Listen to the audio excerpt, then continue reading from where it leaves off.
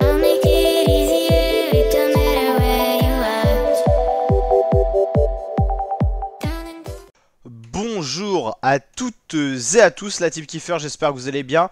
Pour cette nouvelle vidéo, on se retrouve pour le résumé complet de la 5e étape du Tour de France 2024. Étape dédiée aux sprinteurs aujourd'hui. Regardez d'ailleurs le profil qui était proposé aujourd'hui aux coureurs. Entre la ville de Saint-Jean-de-Maurienne, ville de départ, et l'arrivée donnée dans la ville de Saint-Vulbas, 177,4 km entre la Savoie, l'Isère et également donc on est arrivé dans l'Ain. 177 km, c'est pas l'étape la plus longue du Tour de France, mais c'est une étape quand même assez imposante. Deux côtes de 4e catégorie avec deux fois un point de distribué seulement pour le premier coureur qui passe ses difficultés. On a une échappée de deux coureurs à l'avant, ils ont d'ailleurs 4 minutes 37 d'avance à 130 km de l'arrivée. On va aller voir juste après leur identité, ils sont deux coureurs français. Voici justement ces deux coureurs, Clément Russo et Mathis Vercher.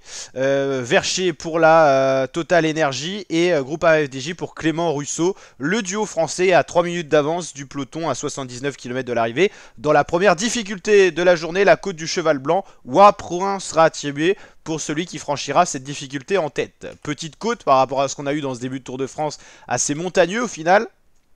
Et le peloton juste derrière à 2 minutes 44. Clément Russo et Vercher, je sais plus si c'est Mathis Vercher. Enfin, en tout cas, nous voici dans cette difficulté. Bonne entente dans l'échappée. C'est Clément Russo qui va prendre le point. Pas disputé par son équipier d'échappée, on va dire, son collègue d'échappée. Le peloton qui revient, qui gère bien cette distance peloton-échappée. Lidl Trek à l'avant du peloton pour prendre la responsabilité des rênes du peloton. La Visma Light the Bike bien placée également pour replacer Vingegaard.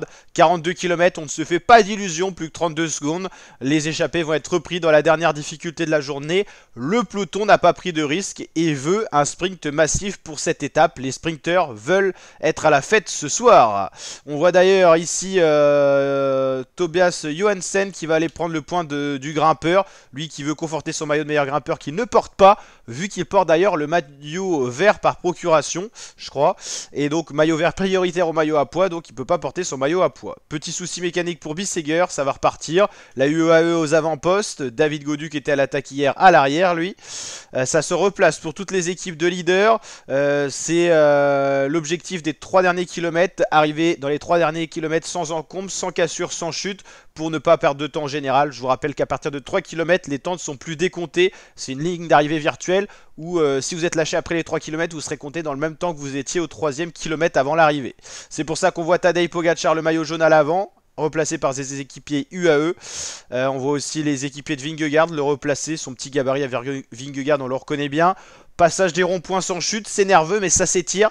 Les ronds-points des fois peuvent éviter les chutes dans le sens où ils étirent le peloton. Mais il revient très vite dense, on a cette fameuse boule où tout le monde veut être, où on est porté par l'élan du peloton, où on ne se fatigue pas. Les trains de sprinteurs veulent prendre le dessus, là on est à 4 km de l'arrivée. On voit les Astana pour Mark Cavendish, on voit les Lotto, Destiny, on voit beaucoup d'équipes essayer de prendre les rênes du peloton, les Intermarchés de Binyam Girmay qui a gagné la première étape en sprint massif.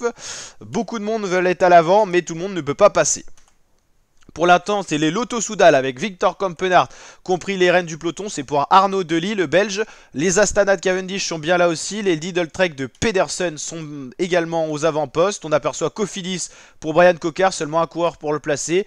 Il me semble que les Arkea sont pas loin non plus. Les Arkea, ils commencent à s'organiser autour d'Arnaud Démare. Ça commence à être mieux pour Arkea, mais toujours un gros travail. Cette fois, c'est la part de DSM pour Philipsen. On voit Mathieu Van Der Poel avec son maillot de champion du monde qu'on distingue bien. Il replace Jasper Philipsen. On voit les principaux sprinteurs.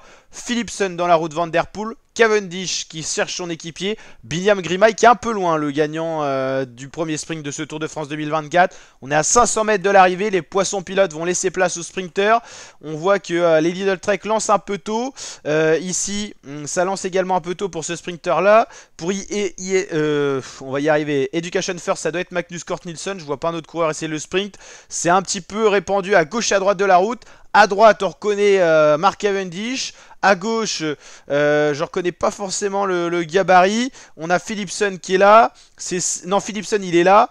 Il y a Jacobsen à gauche et c'est victoire de Mark Cavendish qui remporte sa 35e victoire d'étape sur le Tour de France. Record battu, il égale et dépasse même Eddy Merckx. Il remporte cette deuxième étape de sprint du Tour de France 2024. Cinquième étape entre Saint-Jean-de-Maurienne et Saint-Vulbas. Le coureur d'Astana prouve qu'à 39 ans, et oui, vous ne rêvez pas, 39 ans, Mark Cavendish remporte une nouvelle victoire d'étape sur le Tour de France au sprint. Alors, il ne remportera pas le Tour de France comme Eddy Merckx, mais en tout cas, il dépasse le nombre de victoires sur le Tour d'Eddy Merckx. Mark Cavendish, le sprinter de l'île de Man, s'impose à nouveau. Très connu par rapport à son âge, il est félicité par beaucoup de coureurs du peloton, anciens équipiers, tout ça. On va revoir le sprint un petit peu. Arnaud démarre, il va être coincé, il va pas lancer son sprint. On voit Gaviria, Cavendish, Coquard, Magnus Cort, Philipsen. Ça va lancer trop tôt du côté de ces coureurs-là. Cavendish va vraiment débouler très fort, très rapide sur la gauche de la route. Et Philipsen va être incapable de déborder Cavendish, qui a été tout simplement le plus fort et le plus rapide. Il a su prendre les bonnes roues pour avoir l'aspiration et lancer son sprint quand il le faut. 35e victoire de Mark Cavendish, c'est un très bel exploit que réalise le Britannique. Demain on aura à faire également un sprint. Binyam Girmay, Mark Cavendish ou un autre sprinter, on verra ça entre Mâcon et Dijon. Au niveau des classements, regardez le classement un petit peu de cette étape. Cavendish pour l'Astana remporte l'étape. On a vu Jasper Philipsen fait 2. Ah, c'est Alexander Christophe pour la UNOX Mobility qu'on n'avait pas reconnu. On l'avait dit, Arnaud Delis par la Lotto Destiny 4ème. Jacobsen, c'était lui qui était à l'opposé de la route par rapport à Cavendish. Donc Cavendish était à droite, Jacobsen à gauche avec la DSM Firmenich. Il a été beaucoup moins rapide. Ackermann pour la Israel Première Tech. Arnaud démarre, premier français 7ème. Tussen pour l'Intermarché Wanty. Girmay qui n'a pas fait un bon sprint sur celui-là. On ne peut pas être performant à tous les coups. Et 10ème Vandenberg. Décevant Gaviria, Groenewegen, Coquard, Turgis. C'est Turgis qu'on a vu se replacer à la toute fin. Sam Bennett, très juste pour la Decathlon AG2R, top 15 seulement. Voilà, beau sprint en tout cas, il n'y a pas eu trop de casse. Il y a eu une chute, Mats Pedersen je crois. Pogacar garde son maillot jaune, pas de souci pour lui. Binyam Girmay, maillot vert. Meilleur grimpeur, c'est Abramsen et pas Johansson. C'est Johan Abramsen qui a conforté d'1 point son maillot. 5 points d'avance sur Pogacar. Meilleur jeune Evenepoel et meilleure équipe UAE. Et plus combatif de la journée, ça devait être un des deux coureurs de l'échappée. N'hésitez pas à liker ce résumé s'il vous a plu, à vous abonner, activer la cloche pour suivre en intégralité le Tour de France sur la chaîne. Présentation de chacune des étapes, résumé de chacune des étapes justement en fin de journée après que les étapes ont lieu. Et donc on continue à suivre tout ça. Allez, ciao l'équipe!